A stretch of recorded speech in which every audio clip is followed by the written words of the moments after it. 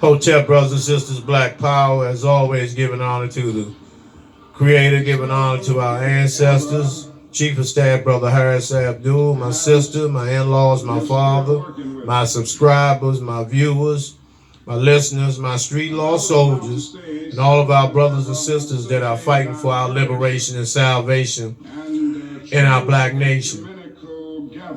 Also to special shout outs to some supporters of mine, Mark Gipp and his queen Loving, Gladys Holcutt and her mom,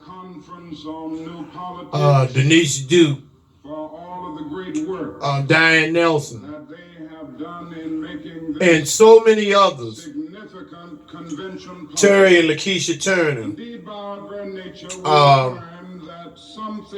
the brother, my brother in Baltimore, brother Hannibal, and the other brother I've just recently met. You know, I appreciate you all. And as you know, it's today, Dr. King's, we celebrate his day today. I'm a little upset because I just did an entire segment, a video on Dr. King, and somehow it didn't film. So I'm really starting all over again. And you know, nothing is like the first time around, but I will do my best to try to give you the best that I can give you once again. I also recommend you all to get this Orders to Kill. This is a book Dr. King's lawyer, Win Pepper, wrote. Very, very accurate, very accurate. And you will really get a better understanding of who Dr. King was. As you know, Dr. King, who was born Michael King, for those who don't know, he was named Martin Luther after his father was Martin Luther, and he named Dr. King Martin Luther. Dr. King named his son Martin Luther III after the German reformers who started a reformation in Germany of the Protestant church in 1515, who was a cracker. But nevertheless, Dr. King was a college graduate at 15. This is he had 4 children. These are his children, and he married the gorgeous Coretta Scott, and who was, you know, a Southern girl, very committed.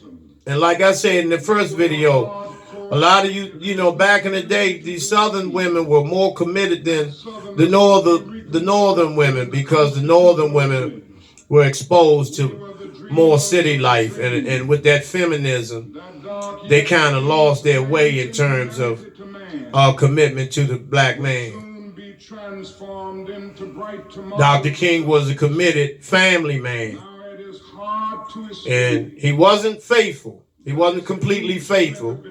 And what's going to really hurt you was Dr. King, you know, was fucking a lot of these ice apes, these frozen dinner pussy bitches. Dr. King had a little ball with them.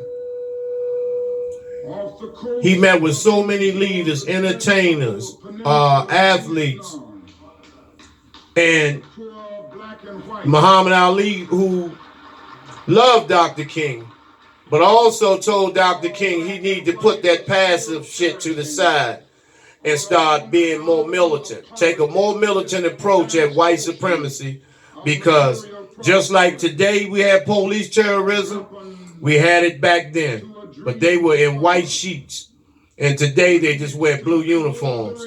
Same mentality, same results, just different uniforms. That's Dr. King's mother, Miss Alberta King, who was murdered shortly after Dr. King. You know, now Dr. King, when he did that, you know, I had a dream speech on Washington.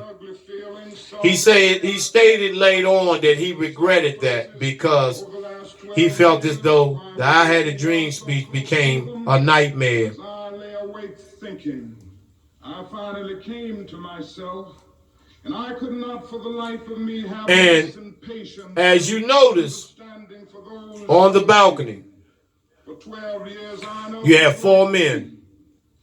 Ralph Abernathy, Dr. King, Abernathy, who was King's closest friend, Jesse Jackson, and Muriel McCullough, who was a CIA, FBI informant. Now, don't let anyone tell you, because they're going to have Jesse all on the airways today stating how tight, him lying about how he and Dr. King was so tight, and they weren't. And they weren't. Andy Young said this, that he never seen King hate anyone as he did Jesse. He said Jesse was an agent, he was an opportunist, and he didn't trust him. And so the Green Beret Army sniper team were on the firehouse roof adjacent from the Lorraine Motel. James Earl Ray and Raul Pereira, who was a CIA mercenary. In other words, he's a hitman for the CIA. Raul Pereira. They were in a white Mustang. And the reason why James Earl Ray was blamed for the murder of Dr. King is because Raul Pereira got James Earl Ray to take the rifle upstairs in the rooming house. And Raul Pereira used gloves. So more than likely he was possibly the trigger man. But Ray was blamed because his prints were on the rifle. And so King was telling Jesse and everybody that they had to wear a necktie to dinner. And they refused. Jesse, Muriel McCullough, James Bevel, they all refused to wear a necktie to dinner. But the Green Beret Army sniper team, their code was friendlies. People, meaning people that were with them, will not be wearing ties. Jesse knew that. Muriel McCullough knew that. That's why they did not have on any ties, because they wanted the Green Beret sniper team to see that they were friendlies. As you see King on the balcony looking very, very puzzled, with Jesse smiling, looking down in the courtyard. Now these are the 3. All 3 of these were in on the assassination. Don't let Amos and Andy Young fool you. He knew that the assassination was going to go down. Billy Kyles knew that the assassination was going down because on the 30th anniversary, he spoke stating that he moved out of the way so they could get a clear shot, and the shot rang out. If you don't believe me, go on YouTube and type in when Dick Gregory did the lecture. Dick Gregory and Steve Coakley did the lecture on Did Jesse Kill Dr. King? As you know, Jesse Jackson himself. Now I'm going to read page 245 of Orders to Kill. Since a lot of y'all don't believe your own people. Now, in 1968, Ernestine Campbell and her husband owned the Trumpet Hotel, which abutted the Lorraine. No one had ever talked to her or asked her about what she had saw on that fatal afternoon. Ernestine said she left the hotel and started for home just before 6 p.m., driving her gold bronze Cadillac up Butler and turning right on Mulberry. As she passed the Lorraine driveway on Butler, she saw Dr. King standing on the balcony. She didn't hear anything because she had the car windows up and the radio on. As she turned the corner to Mulberry, she looked up and saw Dr. King lying on the balcony. She thought he had a heart attack. She stopped for a minute or two at the driveway, wondering why people weren't racing to the balcony. Possibly she had arrived at the driveway when everyone was still in a state of shock. Her attention was particularly drawn to Jesse Jackson, who she says had one foot on the first step of the stairway looking up to the balcony while bent over, putting something in a suit bag. Her pause was brief, and she drove on without seeing any policemen or really noticing anyone at all. Now, she was never questioned or anything, and she saw this nigga put something, possibly the pistol, in his tote bag. Now, how can everyone point in one direction when their backs were turned?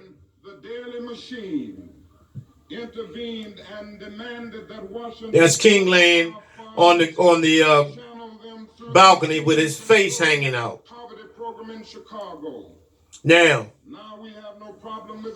how is it that this woman cleaning the rooms, usually the rooms are cleaned by 11 or no later than noon, why is the cleaning lady still here at 6 p.m.?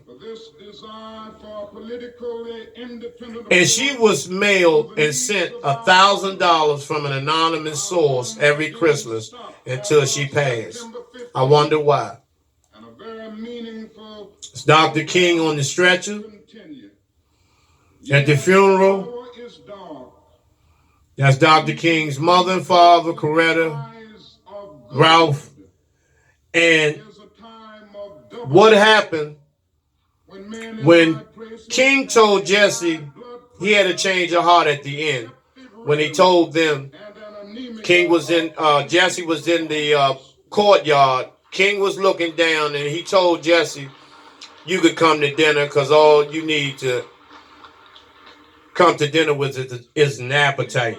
That was Jesse's response. And then the shot rang out. King was shot with a rifle and a handgun. He was shot with a 30-06 rifle. They were in room 306, and he was shot with a handgun because he had powder burns on his necktie and his shirt from a trajectory close-range shot. You only can get powder burns if it's a close-range shot, and that was from a handgun going up. That's the King siblings and Coretta. And we have to stop allowing our leaders to be in this position every time we get someone that's willing to stand up for us. All this martyrdom shit has to stop. And they will never be able to take us out like this if it weren't for the assistance of niggas. The assistance of niggas. You niggas. You assist this devil in taking out your own people every motherfucking time. And these are the same people who now say to black people. And I get sick of niggas assisting this devil, putting our warriors and our leaders and our frontline soldiers in this position. Every time they make an attempt for us to try to liberate us and get us free from under the grips of this goddamn cracker. There's always a couple of you niggas that are not satisfied with who you are. The rich and capitalism for the poor. Dr. King had said he had sent his people in the burning house. He was on his way to Washington, where the entire black community were going to stand on the front of the White House Monument Capitol grounds and were not to leave until things were changed. Changes were made. But he stopped in Memphis and he spoke at the Masonic Temple because of the trash workers that were on strike on his way to D.C. That has been lurking within our body politic from its very beginning. This dick broke nose, bulldog looking, grocery bag eye, lightning bug eye, faggot ass motherfucking ice dog, gay Edgar Hoover, hated Dr. King with a passion. And J. Edgar Hoover, gay Edgar Hoover really ran the country. Presidents were scared of him. I don't know why. He was an open homosexual. He had his boyfriend live in FBI headquarters with him, Clyde Tolson. And he hated King. He ordered Bobby Kennedy, who was Attorney General at the time, to put a wiretap on Dr. King. Bobby Kennedy had refused initially till J. Edgar Hoover said that if he didn't comply, he was going to reveal to the public the pictures of Bobby Kennedy taking Marilyn Monroe's dead body back into the hotel room. So Bobby Kennedy agreed to one wiretap, but King was wiretapped not only till he passed, but till after Coretta passed. And J. Edgar Hoover had both of these brothers assassinated. Live executions. And the reason his alibi was for the murder, execution of JFK was J. Edgar Hoover was in Pimlico Racetrack wearing a black dress and black high heels with a black hat with a veil over his face because Meyer Lansky used to fix races for J. Edgar Hoover. So when Kennedy was shot in Texas, J. Edgar Hoover was in Baltimore, Maryland, wearing a dress. Him and Clyde Tolson. James Earl Ray taking the oath, stating that he was not the shooter, he was the patsy. He was given 99-year sentence. The King family, the King siblings, Martin King III, who was a flaming queen. I met him in person, flaming queen. Dexter, who I thought was going to follow in the footsteps of his father, and Yolanda and Bernice, they began fighting over Dr. King's possessions like crackheads, fighting each other, suing one another. They were pure niggas fighting over their father's worldly possessions, suing one another like they were on crack,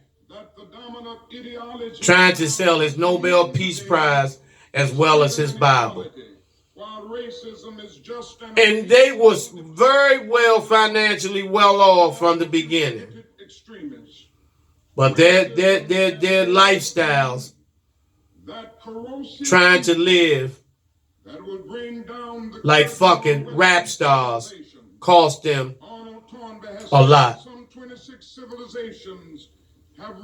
And when Dr. King, when Lyndon B. Johnson, this camel breath, bucket nose, dinner plate ear, redneck motherfucker from Texas, signed the Civil Rights Bill, which they should have signed for themselves, because the white man is not civil and he's not right. But the Civil Rights Act was signed by Lyndon B. Johnson. And which, how does that help us today? When you niggas always holler, I got my rights. You don't have no fucking rights. King won the Nobel Peace Prize, which is not a surprise. But King was also a Mason, and he was also a member of the Boule.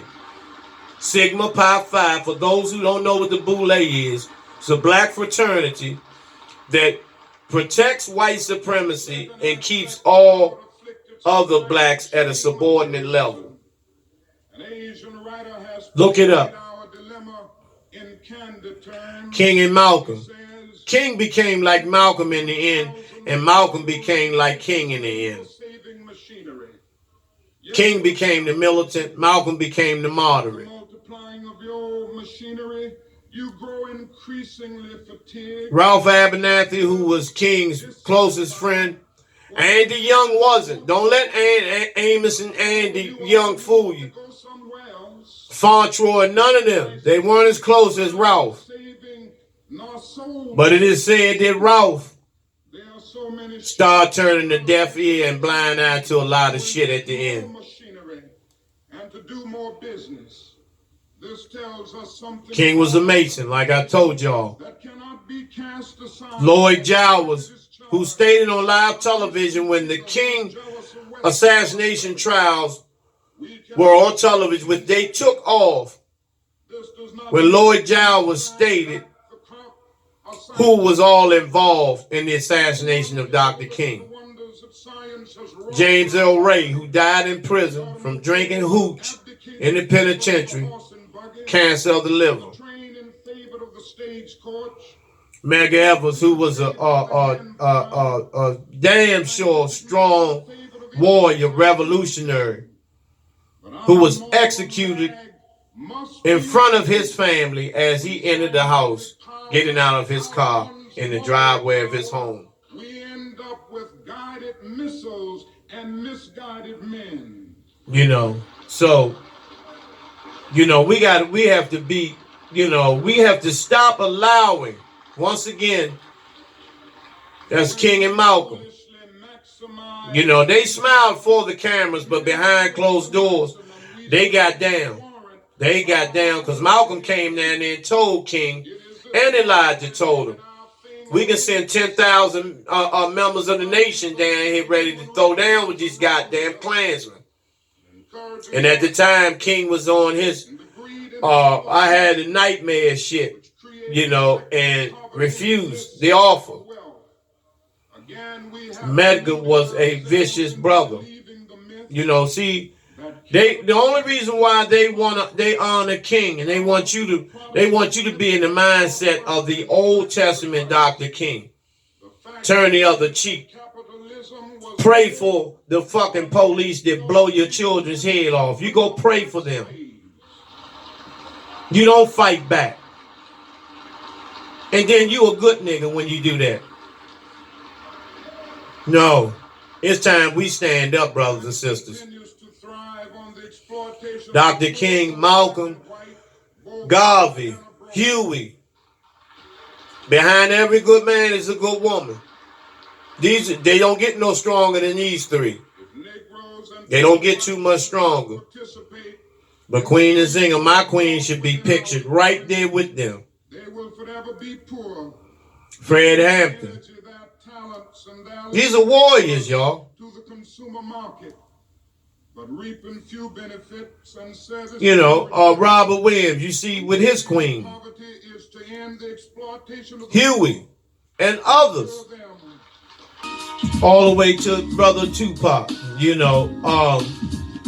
But in closing, I want to tell you all, brothers and sisters, we got to stop. You brothers, let Dr. King and all these brothers that have came before us, don't let them die in vain. Pick up the torch.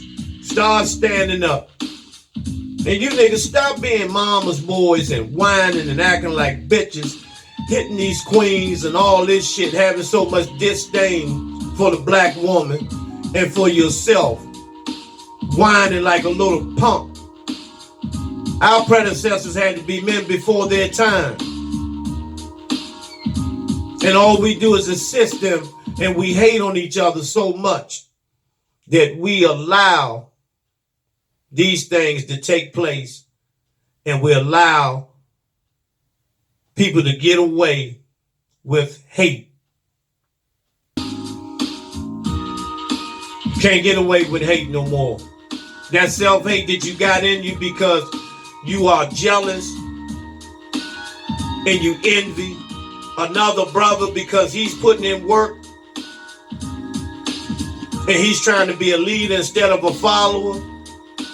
And for those who think life is just about being a good employee and having some outfits in a vehicle, you're sadly mistaken. You're going to go down in history as a no fucking body, because you are a nobody. Because you're not standing up for shit. The days of the pussy nigga, the fuck nigga is over with.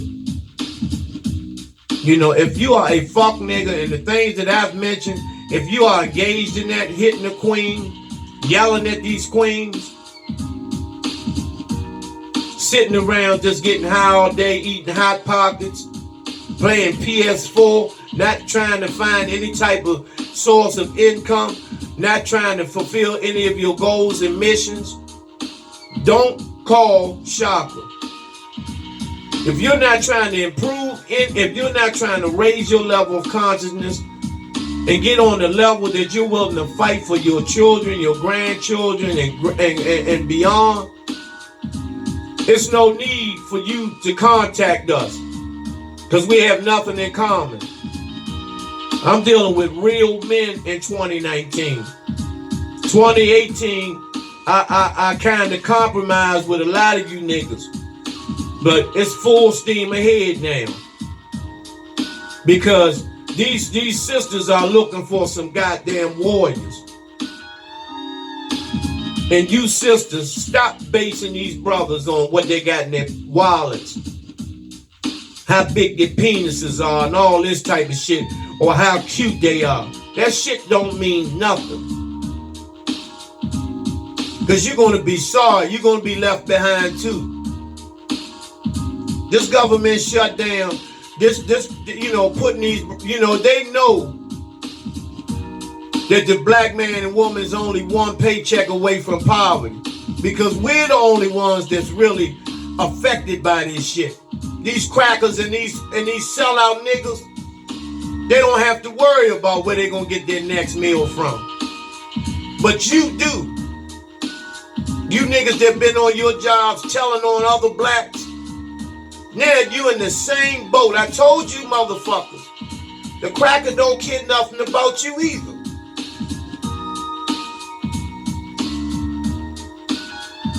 You know, I got the spirit of Colin and Dr. King in me today, and Pop. You know, leave your comments and what you want to contribute. And until again, brothers and sisters, Hotep, Black Power.